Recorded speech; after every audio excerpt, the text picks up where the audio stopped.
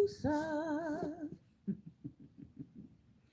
woo-sa, mm, woo-sa, woo-sa, woo-sa, woo-sa, woo-sa, woo-sa, woo-sa,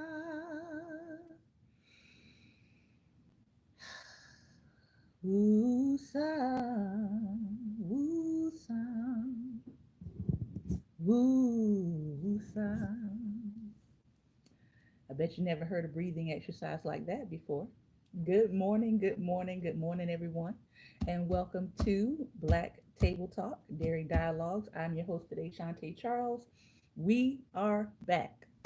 This is season 14. If you're with us for the first time, I want to say welcome. Welcome to the platform.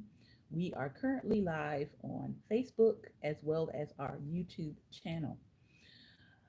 We're going to pick up where we left off, and that was talking about Black people and self esteem.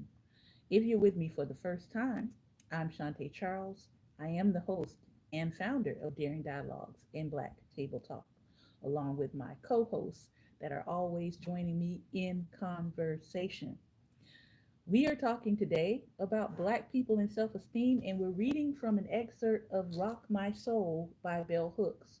Today's going to be a short show, and we're going to get into it. But I want to start off with two affirmations today.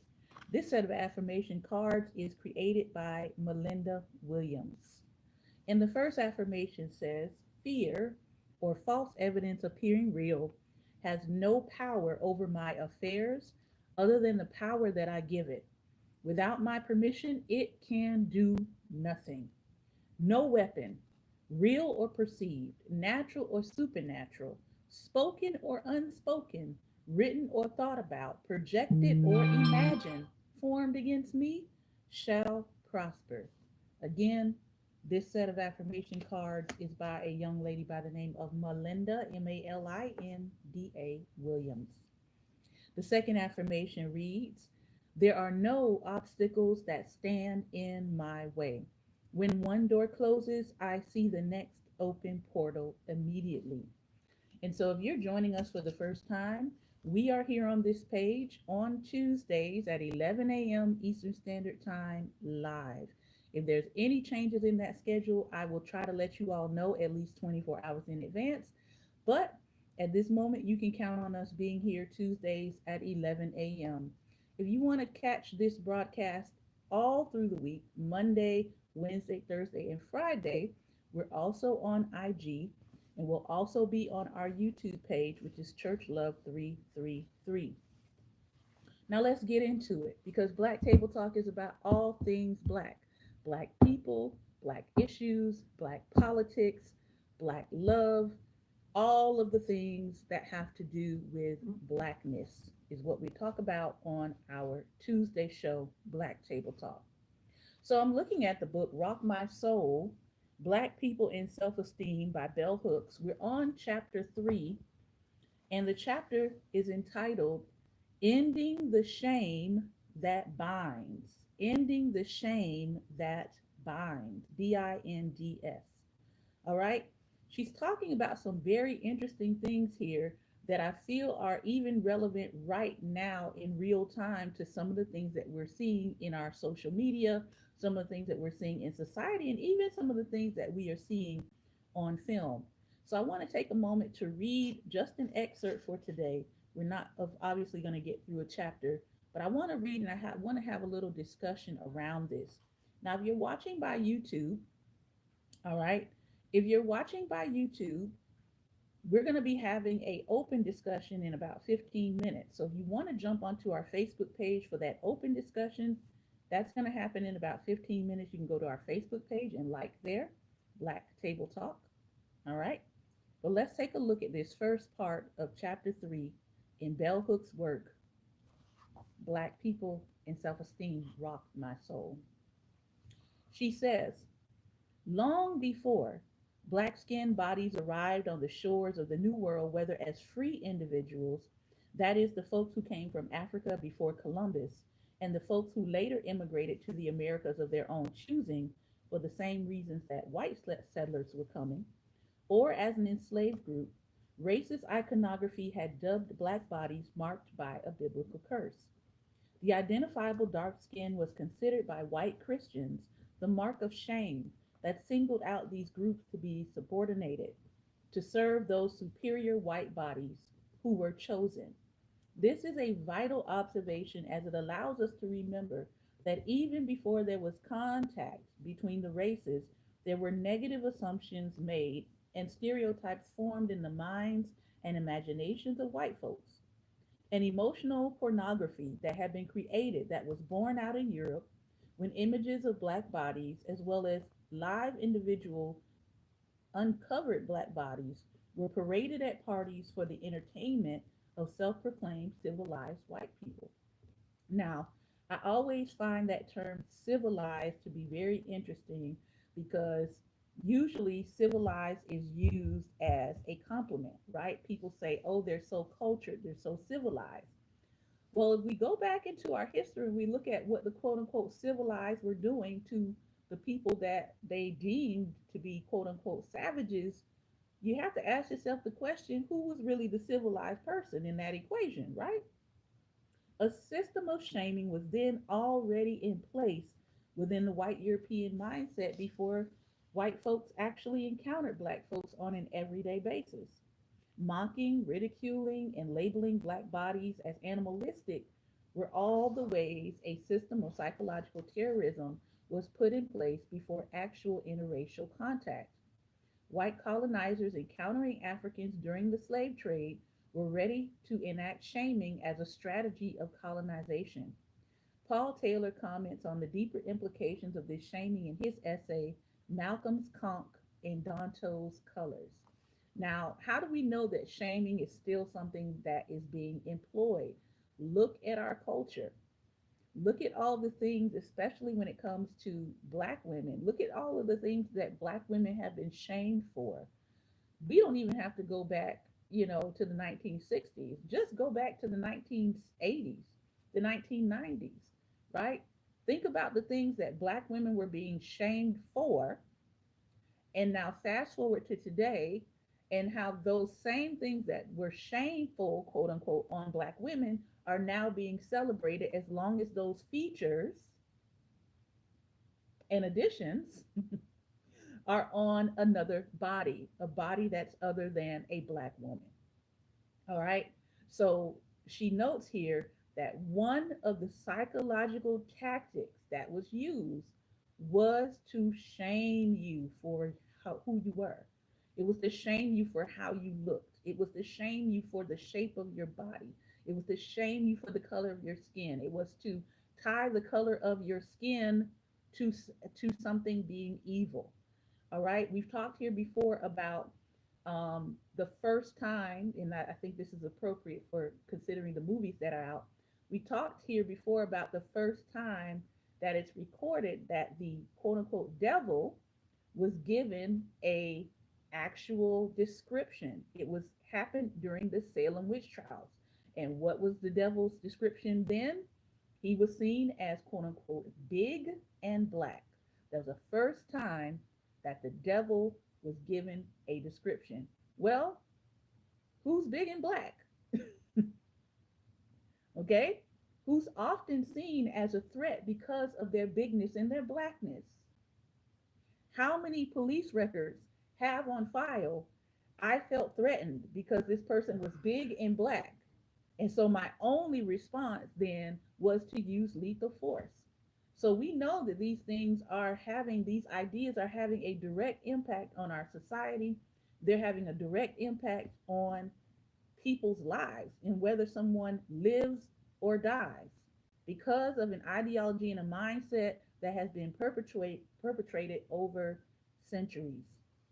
But let's see his comments on this essay. And the essay is called Malcolm's Conch and Danto's Colors. You can look it up. The most prominent type of racialist thought took shape under the same intellectual circumstances that in the 18th century produced efforts to define an aesthetic morality centered on the beautiful soul, and in the 19th century led to the science of physiognomy, the widespread assumption that bodily beauty and deformity, with moral beauty and deformity, as well as with general cultural and intellectual capacity. In other words, people began to conflate that the more beautiful you were, the more morally upright or upstanding you were, the more you could be believed because you were beautiful.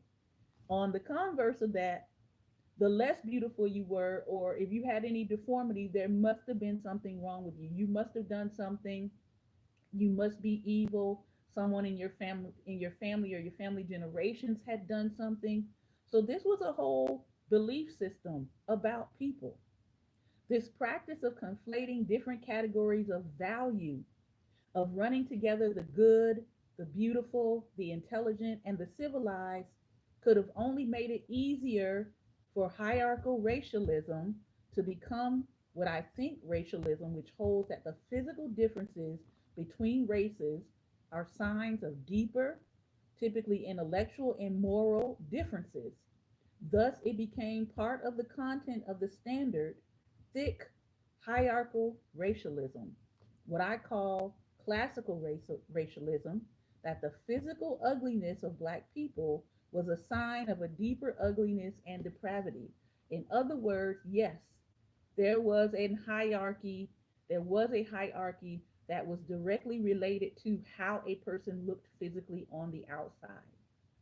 So when you think about American society in particular and our obsession with beauty, our obsession with youth, our obsession with natural physical perfection, right? It ties back to this idea that if there's something not perfect or not beautiful about you, according to especially Eurocentric standards, then that tied into your morality. That tied into your morality. Thick or thin, this racialism became the ideology that supported the brutal dehumanization of Black folks on the basis of skin color. Shaming is one way to intimidate and break the spirit.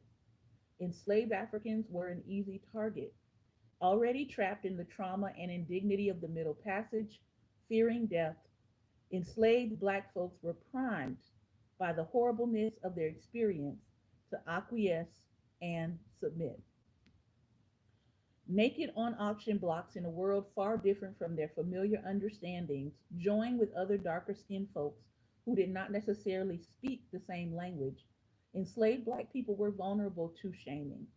As they assimilated and conformed to the customs of life in the Americas, they were also taught beliefs that reinforced shaming. In Coming Out of Shame, therapists Gershon Kaufman and Lev Raphael write, shame is a deeply disturbing human emotion that becomes triggered anew throughout the life cycle from birth to death. Shame is by no means confined to just one time of life. During each successive unfolding phase of development, from childhood and adolescence to adulthood and old age, there are distinctive sources of shame. It is ever present in our lives, however masked it may be. This perplexing emotion is passed from each generation to the next. The transfer is mediated directly by the critical scenes of shame, which become internalized through imagery, but which then are reactive and reenacted in others. The most obvious internalization of shame that impacted the self esteem of Black people historically continues to the present day. It is the shame about appearance, the shame about skin color or body shape and hair texture. Had white colonizers chosen to exploit and oppress Black people without stigmatizing appearance, the trauma endured by the enslaved would not continue to reenact itself in similar forms today. We will never know when enslaved Black folks began to understand fully that the more they imitated the mores of their white colonizers, the better they might be treated. Today, we call that a little bit of not just assimilation, but we call it white adjacency. thinking that being next to or being close to or being in association with white people is going to give you some points with them. Well, we know that a lot of people who are stumping for 45 right now are finding out that that's not true. Like the gentleman who is now suing part of that campaign because they were calling him a slave. All right. We will never recall that exact moment in time when a significant number of dark skinned enslaved Africans began to see lighter skin as better. A color caste system existed in the minds of white colonizers long before the systematic, intimate assaults of black women were producing children with mixed skin color. It may have been as simple a transition as the enslaved observing that white folks were treating light skinned people better. And ultimately, this began to establish a new standard of aesthetics based primarily on the longing to be treated with less brutality, knowing that if your skin was lighter, you would be treated better. Significantly, biblical metaphors of color that liken darkness to evil and fairness to good were a prime source of brainwashing, legitimizing color caste. Religious teachings, preferential treatment given to fairer skinned black folks, the ease with which one could comb and attend to straightened hair over kinky hair, all were factors that together induced a passive acceptance of color caste hierarchy. Most black Americans from enslavement to the present day, along with white American folks, have passively accepted some of these color castings. Shaming on the basis of skin color is one racially based trauma retention that has been passed on from generation to generation. Of course, when all black people were dark skinned, shaming each other on the basis of skin color would not have had much significance.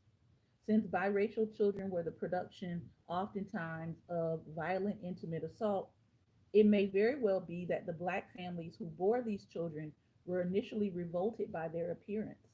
If you've ever heard Eartha Kitt talk about her family and her story, she often talks about this, about how she was rejected from part of her family because of how she had entered this world. And I won't belabor her story because you can look it up. But some of these people, and this is why I tend to have to say this with people who are always talking about colorism. Yes, colorism is a serious problem. It is the prejudice or discrimination against people of darker hues, but you also had color prejudice going on, which was people who would cast lighter children out of their midst or out of their presence because they were revolted by their appearance and how they had gotten here. And we don't talk enough about that, but that's a whole other section. Overvaluation, oftentimes, of light skinned children may have been the strategy needed to draw them into the group. However, it is the privileging of lighter skinned folks emerging from intimate assault of black women by white men that leads to the institutionalization of a color caste system. Whites and lighter skinned biracial mixtures, as well as their offspring who mated with whites and blacks, produced a diversity of color. These lighter groups, internalizing the aesthetic and moral values of their white colonizers, more often than not, embraced the color caste system that gave them a higher standard than that of dark skinned blacks. Now, we know there's a whole segment of black people that passed for white. There's a couple of different works out there, like Nella Larson's Passing, that talks about it. But then there were also black people who were lighter skinned who chose not to pass, who said, I'm going to stay within my community because I'm not going to pass. Oftentimes those who did pass wound up having to disconnect completely from their family and disappear into that that characterization, right? Long after enslavement ended, a more privileged class of black folks who were fairer skinned participated in creating and sustaining hierarchical social arrangements where they lorded it over their darker counterparts. Since they often lacked concrete material privilege, Skin color itself became the mark of status. Like the racist white master and mistress, a fair skinned black person could deploy shaming on the basis of color to ridicule and treat with contempt darker skinned folk. Naturally, individual dark skinned black people rebelled against this internalization of racist thinking, but their rebellion did not win the day. Significantly, the same white supremacist thinking that led to the formation of color class and color castes in black American life also included the notion that the brains of black folks were smaller than the brains of white folks, and that this made us an inferior race. Black folks utterly rebelled against this notion.